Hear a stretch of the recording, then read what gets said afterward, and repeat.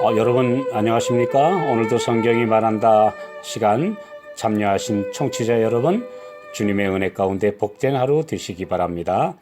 오늘 말씀드릴 내용은 다니엘서 5장 세 번째 강의인데요. 하늘의 메신저라는 주제입니다. 다니엘은 언제나 이 대제국에 오직 한 사람뿐인 미들맨이었습니다. 모든 문제에 직면할 때 명확한 하늘의 뜻을 전달하고 바른 길로 안내하는 그의 모습은 가히 신앙의 거목임에 틀림없었습니다. 끝까지 겸손을 잃지 않고 이런 역할을 감당하는 하늘에서 인정하는 스타가 너무나 필요한 시대입니다. 바벨론의 박사들이 벽에 쓰인 신비한 글자를 읽고 해석하지 못하자 태후가 들어와서 다니엘을 천거했습니다. 아마도 느부갓네살 왕의 딸이자 벨사살의 모친인 니토크리스였을 것입니다. 그는 궁중 역사를 잘 알고 있었기에 다니엘만이 그 일을 할 수 있음을 잘 알고 있었습니다. 그녀가 한 말은 다니엘이 얼마나 존경의 대상인지를 잘 설명합니다. 다니엘 5장 11절 12절 왕의 나라에 거룩한 신들의 영이 있는 사람이 있으니 곧 왕의 부친 때에 있던 자로서 명철과 총명과 지혜가 있어 신들의 지혜와 같은 자라. 왕의 부친 느부갓네살 왕이 그를 세워 박수와 술객과 갈대아 술사와 점장의 어른을 삼으셨으니 왕이 벨드사살이라 이름한 이 다니엘의 마음이 민첩하고 지식과 총명이 있어 능히 꿈을 해석하며 은밀한 일을 밝히며 의문을 파할 수 있었습니다.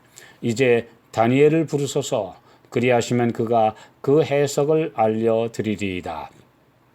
다니엘은 역사의 전환점이 되는 그 결정적인 순간에 바벨론의 왕과 1000명의 주요 인사들 앞에 나와 벽에 쓰인 신비한 글자를 읽고 엄숙한 하늘의 선고를 전해주는 임무를 수행합니다.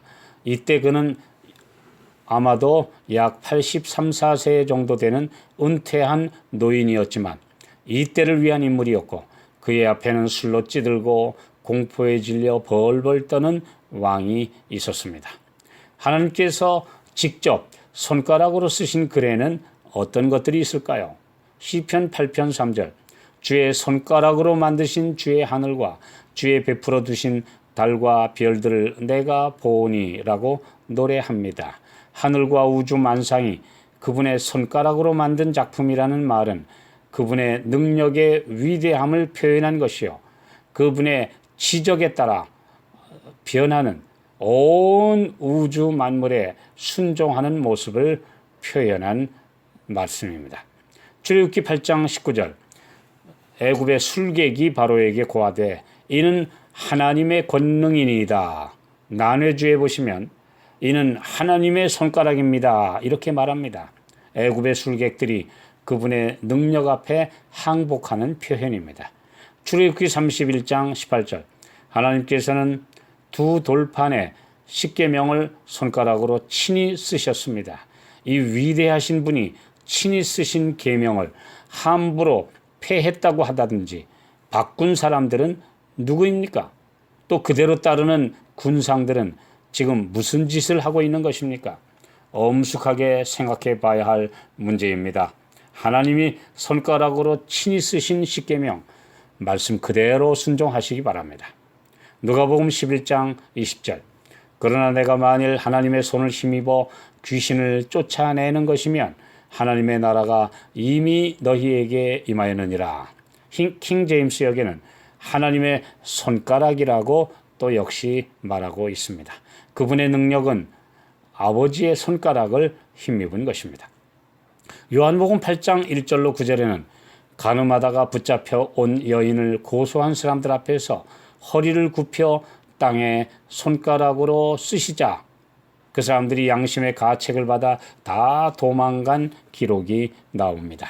그분은 흙에다 그 파렴치한 인간들의 은밀한 죄를 쓰셨습니다. 그분은 우리들의 죄도 은혜의 기간 동안 쉽게 지워지는 흙에 기록하십니다. 그리고 회개하면 미가서 7장 19절 우리의 죄를 발로 밟으셔서 지워주시고 깊은 바다에 던지심하고 말씀하십니다. 그러나 자비의 한계를 넘어가면 그 손가락은 엄중한 심판을 선언하십니다. 그분의 지적을 누구도 피할 수 없습니다. 히브리서 4장 13절 오직 만물이 우리를 상관하시는 자의 눈앞에 벌거벗은 것 같이 드러나느니라. 죄 지은 사람들은 누구나 심판자 앞에서 공포에 사로잡힐 수밖에 없습니다. 열왕기상 21장 20절 아합이 엘리야에게 이르되 나의 대적이여 네가 나를 찾았느냐?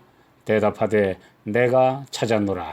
네가 스스로 팔려 여호와 보시기에 악을 행하였으므로. 죄 없는 나봇에게 죄를 뒤집어 씌워 죽인 후 그의 포도원을 빼앗으려 가던 아합은 선지자 엘리야를 만나자 벌벌 떨었습니다. 재발이 저린 것이죠. 침례 요한을 죽인 헤롯은 예수에 대한 소문을 듣고 요한이 환생한 것 아니냐 하면서 공포에 떨었습니다. 벨릭스 총독은 사도 바울이 사도행전 24장 25절 의와 절제와 장차 오는 심판을 강론하자 시방은 가라 내가 틈이 있으면 너를 부르리라고 애써 피하려고 했습니다. 그러나 구주의 은혜로 용서받은 성도는 두려워할 이유가 없습니다. 요한일서 4장 17절 18절 이로써 사랑이 우리에게 온전히 이룬 것은 우리로 심판날에 담대함을 가지게 하려 함이니 사랑 안에 두려움이 없고 온전한 사랑이 두려움을 내어 쫓나니 두려움에는 형벌이 있음이라. 두려워하는 자는 사랑 안에서 온전히 이루지 못하였느니라. 왕은 그 와중에도 네가 우리 부왕이 유다에서 사로잡아온 유다 자손 중에 그 다니엘이냐고 허세를 부립니다. 사람들은 한 번 낙인을 찍으면 평생 그렇게 합니다. 아주 비신사적인 행동을 하는 사람들이 너무나 많이 있습니다. 다니엘이 어린 시절에 포로로 왔지만 나라에서 존경받는 위인이 되어 명예롭게 은퇴한 국가 원로임에도 불구하고 여전히 유다에서 잡아온 포로라는 딱지를 붙이는 것, 이 얼마나 유치하고 무례한 호칭입니까? 그러면서 보통 사람이라면 너무나 부럽고 황송한 자주옷을 입히고 금사슬을 목에 들이고 왕 다음 자리를 주겠다는 최고의 대우를 제의합니다. 그런 것 받아봤자 하루도 못 가는 자리였는데도요. 인생 무상이란 바로 이런 것임을 다시 한번 깨닫게 되는 역사적 사건입니다. 우리는 어떻습니까?